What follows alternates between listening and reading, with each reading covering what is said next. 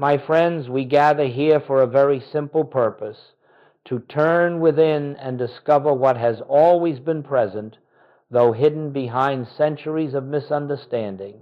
Nearly every form of human suffering, every fear, every unanswered prayer, every sense of abandonment has arisen from one foundational mistake.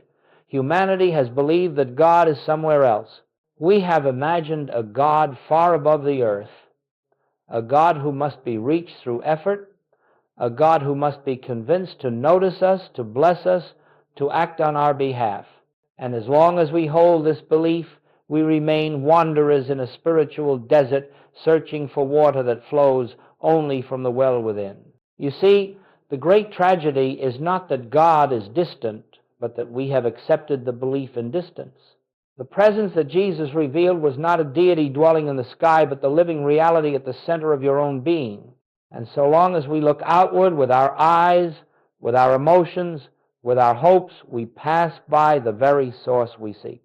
This misconception has shaped religions, shaped theology, shaped our prayers, shaped our fears. Yet Jesus, with such gentleness, turned our attention in another direction when he said, "The kingdom of God is within you." It was as if he was saying, "Look no farther. Stop your searching. The one you long for is already here." Joel Goldsmith, throughout all his teaching years, gave only one message in countless forms, and it was this: God is not out there. The infinite is not separate from you. The very consciousness by which you hear these words, the very life that beats your heart, is the presence of God expressed as your being. Everything we do today begins with this recognition, not belief, not hope, but recognition. For to the degree that you believe God is elsewhere, to that degree you experience separation.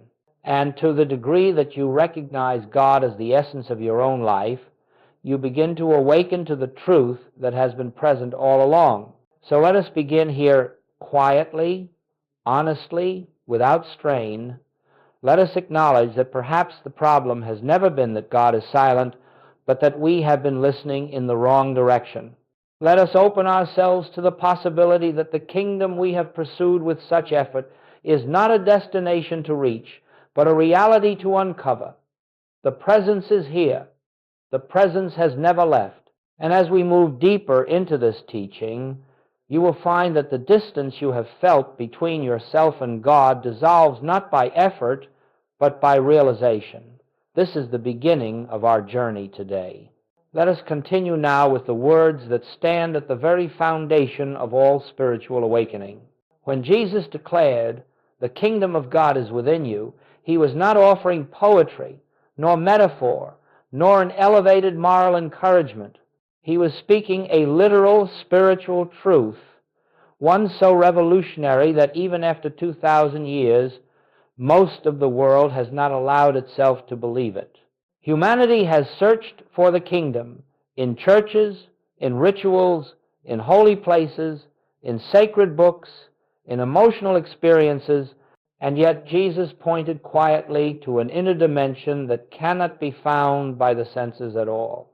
If the kingdom were something outward, you could find it with effort.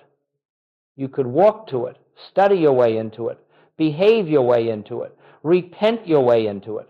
You could observe certain practices, follow certain rules, give certain offerings, and perhaps one day attain it. But Jesus denied all such notions with a single sentence. The kingdom of God does not come with observation. You cannot see it with your eyes. You cannot locate it in a place. You cannot discover it in time. For it is already here, and it is already complete, residing not in the world around you, but in the depth of your own being. This is why so many seekers remain seekers. They strive outwardly for what exists inwardly. They pray for a God they imagine to be far away. They fast, hoping to attract divine attention. They plead for blessings, believing the kingdom must descend from heaven. But the Master said no such thing. He said, the kingdom is within you now, not later, here, not elsewhere, present, not pending. The kingdom is not coming to you. It is waiting to be recognized. When Joel Goldsmith read these words, he understood their meaning not through intellect but through experience. He discovered in the silence of meditation that the presence Jesus spoke of was not separate from the life that animated him. And once he recognized this, the teachings of Jesus unfolded like a map revealing the terrain of the inner world. The miracles, the healings, the peace that radiated from the Master were not supernatural demonstrations, but expressions of one who had realized his oneness with the infinite within. We, too, must come to this understanding if we are to awaken spiritually. The kingdom is not the reward for good behavior. It is not a place we enter after death. It is not a realm reserved for saints or mystics. The kingdom is the eternal presence of God, and it is present within every individual as their very being. It awaits only acknowledgement, it awaits recognition, and the moment you turn within, not with effort, but with openness, you begin to sense what Jesus knew so completely, that the Father and the kingdom are ever where you are. Let us hold this truth gently in consciousness. The kingdom is within, and if it is within, then nothing stands between you and God but belief.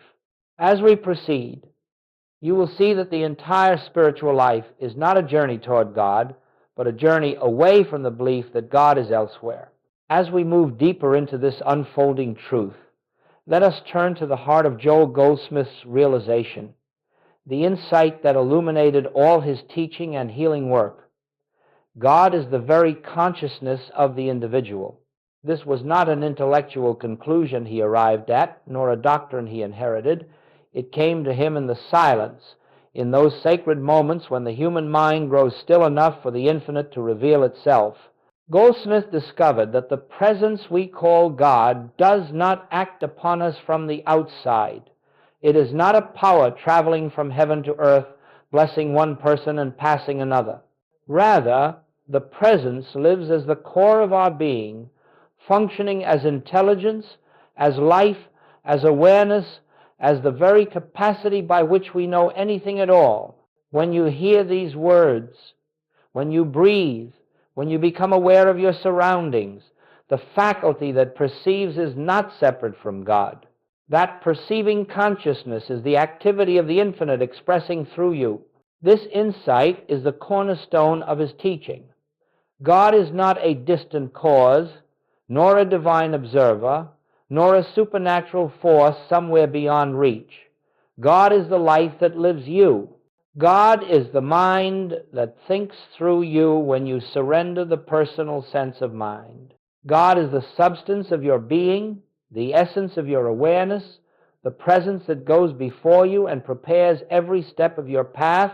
Goldsmith understood that to recognize this is to stand in the same realization from which Jesus spoke, healed, and lived. It is important to understand what this means and what it does not mean.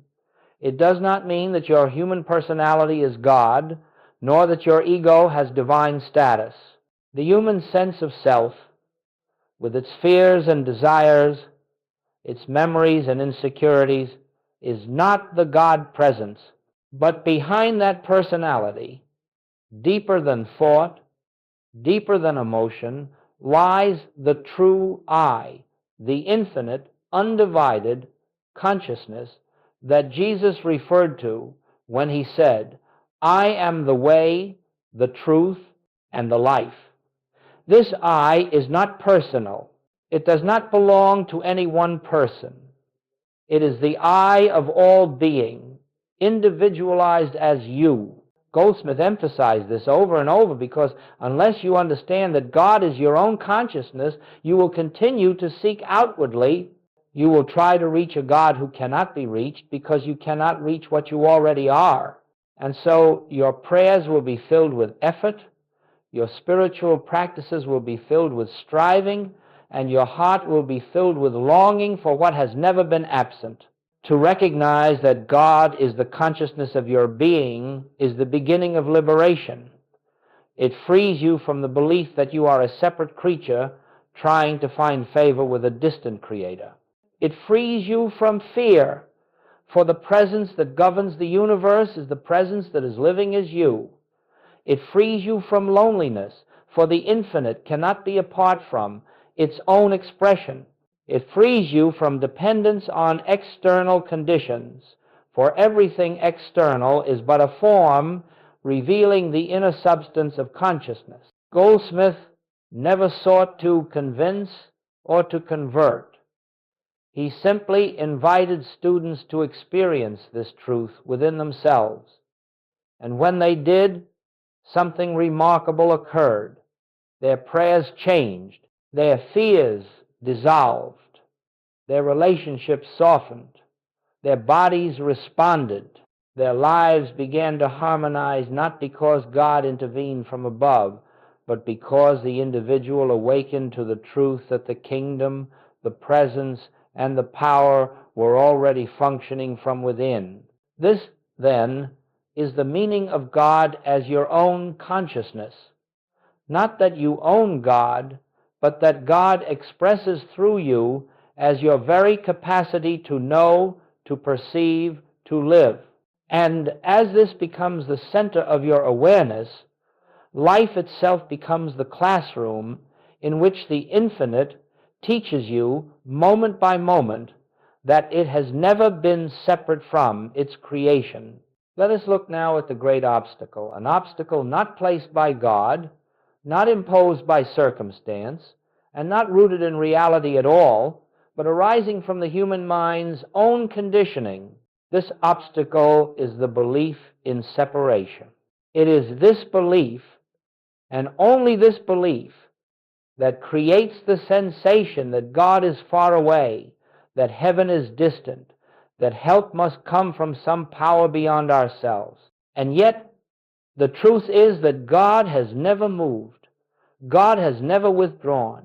God has never withheld. What we experience as distance is nothing more than the mind's habit of seeing itself as a separate, isolated self. From birth, we are taught to identify with the body, the personality, the name, and the history attached to that name. We are taught to believe that we are independent creatures, existing apart from the source that formed us. And so the mind begins life with a fundamental error. It sees itself as the center of existence, and God as an outside power whose attention must be sought, whose favor must be earned, whose presence must be invoked.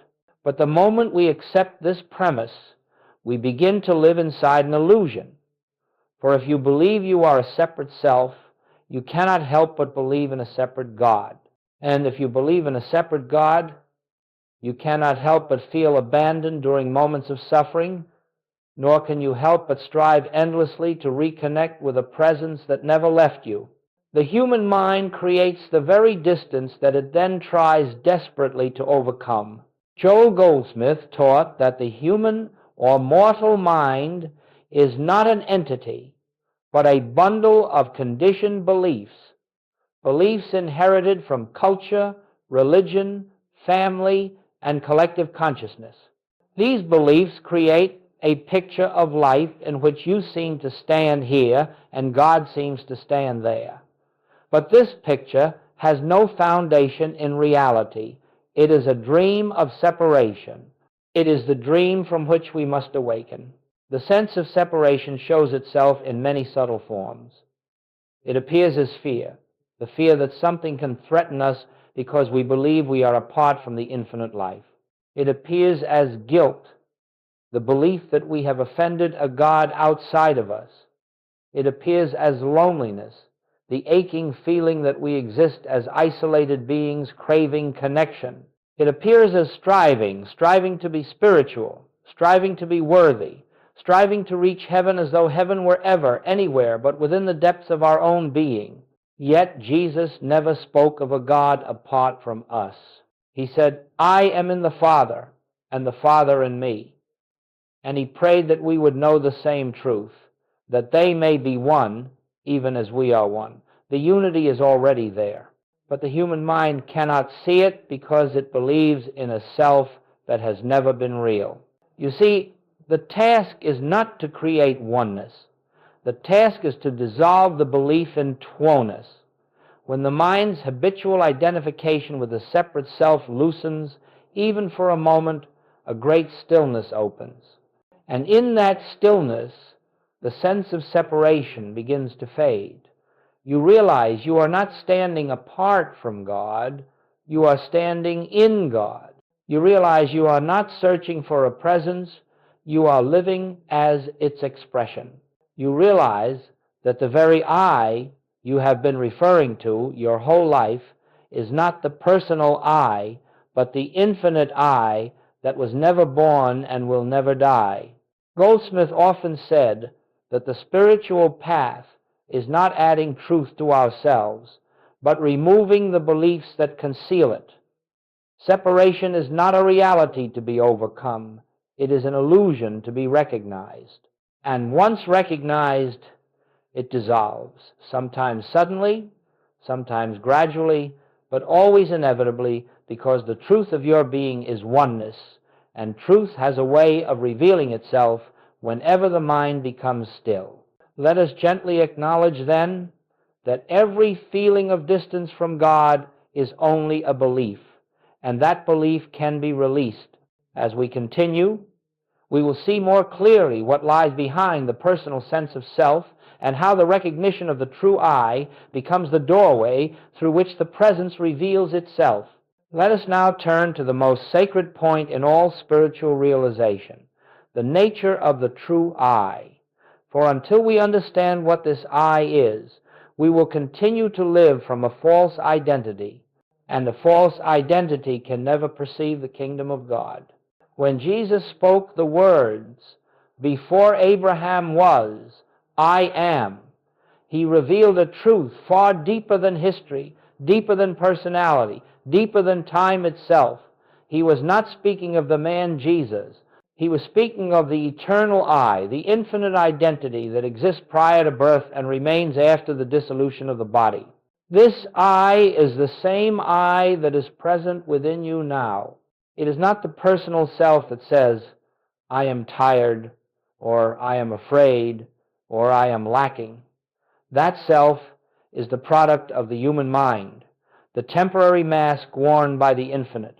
The true I is silent, immortal, untouched by experience, unchanged by circumstance. It is the divine center of your being, the individualized expression of God as you.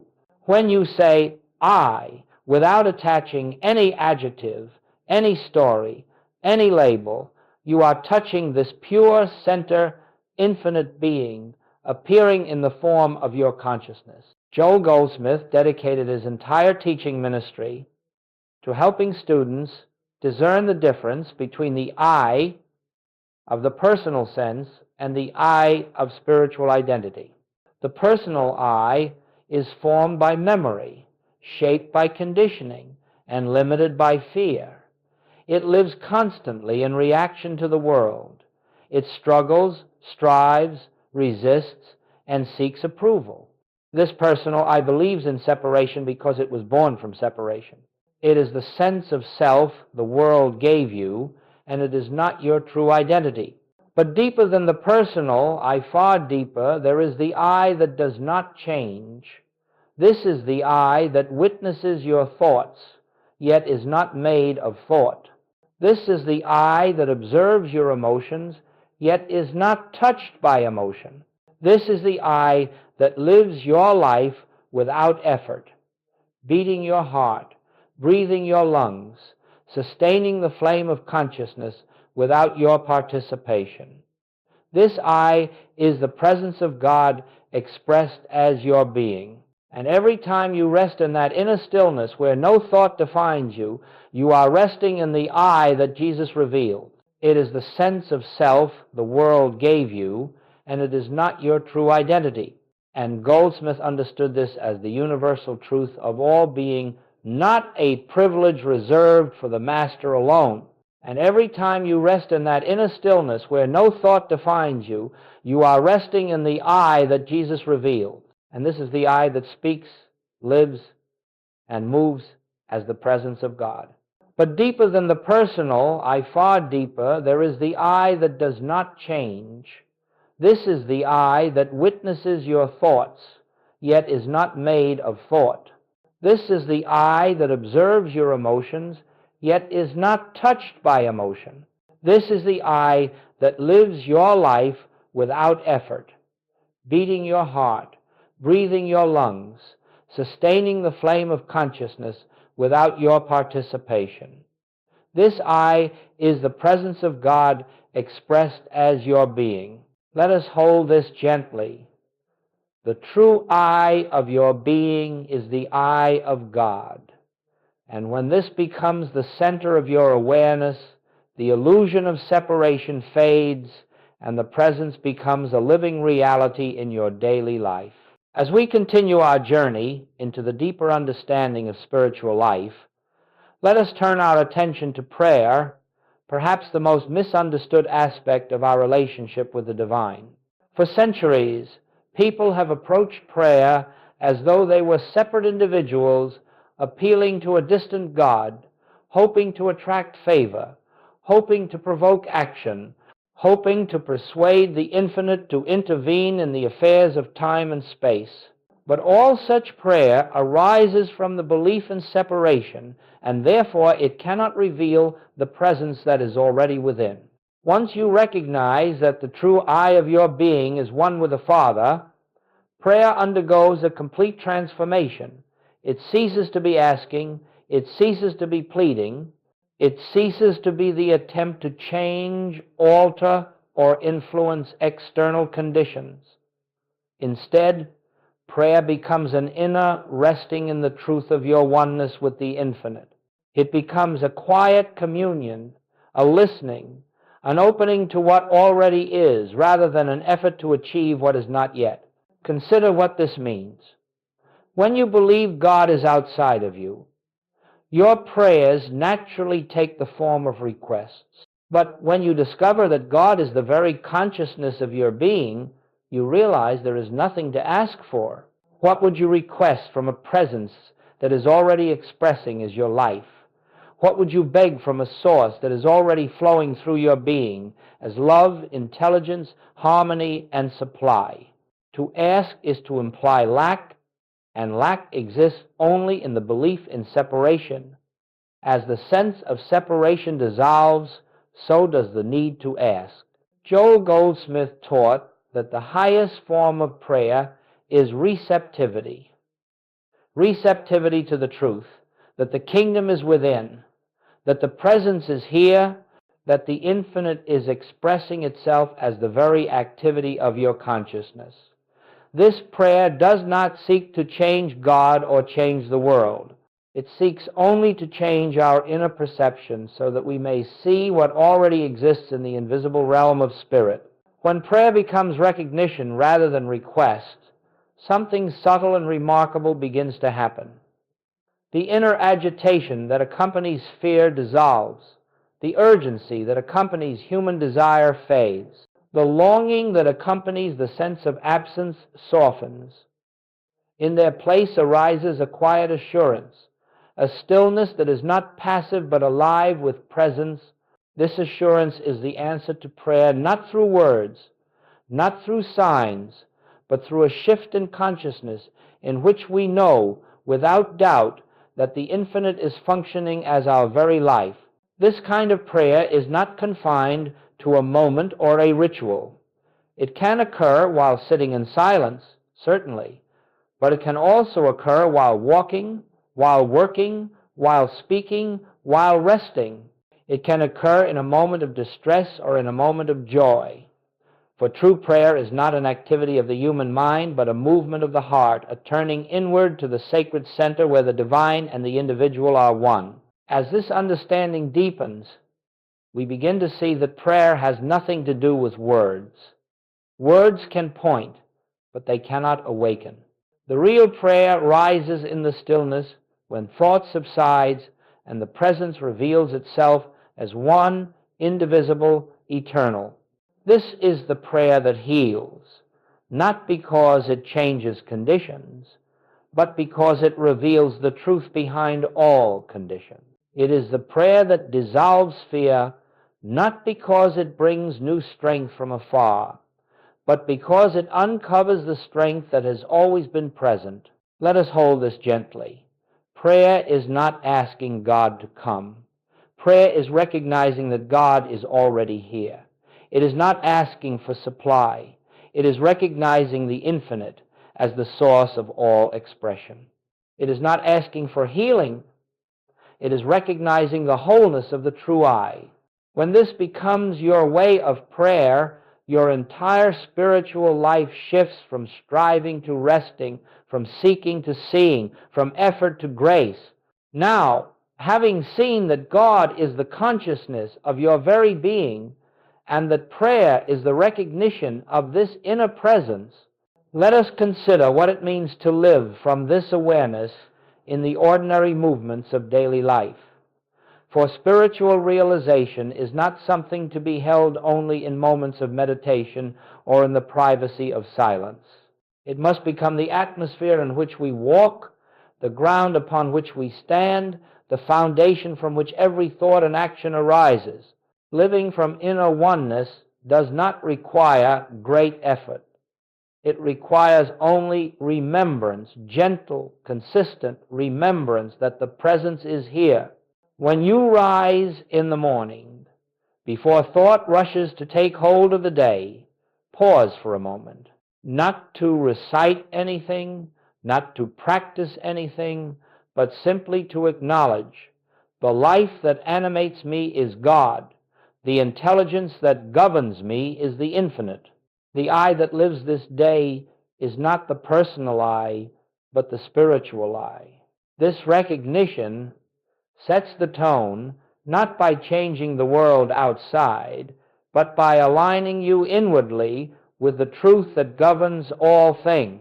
As you move through your morning, preparing for work, caring for your home, interacting with those around you, you do not need to repeat spiritual truths constantly. Rather, you touch them lightly, as one touches a friend's hand, as one remembers silently, I and the Father are one. This is the practice of the presence. It is not an effort to bring God into the moment. It is the acknowledgement that God is already expressing as the moment. When challenges arise, and they will, this is when the remembrance becomes most transformative. The human sense of self wants to react, to defend, to tighten. But in that instant, if you pause, even for a breath, and turn inward to the deeper I, something shifts. You recognize that the personal self with its fear is not the one facing the situation. The infinite, the presence, the I that I am, stands there instead. And from this inner stillness, clarity comes, solutions appear, wisdom arises without strain. You find yourself guided not by calculation, but by intuition, by the quiet inner prompting that Goldsmith often called the activity of the Christ within. Living from oneness also transforms your relationships. You begin to see others not as separate individuals with conflicting needs and desires, but as fellow expressions of the same infinite presence. You do not need to change them, fix them, or control them. You meet them from an inner wholeness, and in that wholeness, harmony begins to reveal itself naturally. The less you strive for peace outwardly, the more peace emerges inwardly, and it is this inner peace that becomes the environment in which true relationship flourishes. In your work, too, oneness brings a new dimension. You stop approaching each task from the limited belief that you must carry the weight of responsibility alone. Instead, you realize that the infinite intelligence is the source of your ability, that the Father goes before you, that the real doer of all good work is the presence expressing through your consciousness. This lifts the burden of strain and replaces it with a quiet confidence, a sense of being carried rather than carrying. Living from oneness is not a mystical escape from life. It is a deeper immersion into life, free from the false sense of separation that clouds perception. You begin to see that everything around you, every encounter, every circumstance, every moment is an opportunity for recognition, an invitation to remember the truth of your being. And the more consistently you return to this remembrance, the more naturally grace flows through your experience. Let us hold this gently as we proceed. Spiritual living is not the attempt to add God to your life. It is the realization that your life is already the activity of God. And when this awareness becomes the quiet center of your days, you find that harmony, wisdom, and peace unfold without effort, for they are the natural expression of the presence when it is recognized. Let us now enter a deeper phase of our unfolding together, the discovery of silence, the sacred atmosphere in which the presence reveals itself. For all the words spoken in spiritual teaching, all the scriptures written, all the truths declared, point ultimately to a single place, the silence within, where thought subsides and the reality behind thought becomes known. It is in this silence that the kingdom is experienced, not as a belief or an idea, but as a living presence that permeates and sustains your very being. Goldsmith often said that silence is not the absence of sound. It is the absence of the personal sense of self. It is the atmosphere in which the ego relaxes its grip and the deeper I begins to shine through. Silence is the doorway through which you pass from the belief in separation into the recognition of oneness. And if you learn to rest here, even for moments, you will discover that God is not revealed through noise, not through emotional intensity, but through quiet recognition. This silence cannot be forced. It cannot be achieved by willpower or technique. It is approached gently. As you might approach a still lake, you settle into it, not by pushing thoughts away, but by refusing to cling to them. Thoughts come, you let them come. Thoughts go, you let them go. You make no effort to control them, no effort to silence them. Instead, you remain aware of the space in which they arise, the spacious, quiet field of consciousness that is always present beneath the surface activity of the mind. It is in that open space, between thoughts, beneath thoughts, beyond thoughts, that the presence makes itself known, not through words, not through images, not through emotion, but through a subtle, living awareness, a sense of peace that is not dependent on conditions, a sense of completeness that does not come from achieving anything, a sense of being held, guided, and embraced from within. When Jesus went apart to pray, he was not reciting formulas. He was entering this silence. When the prophets withdrew into the wilderness, they were seeking this inner sanctuary.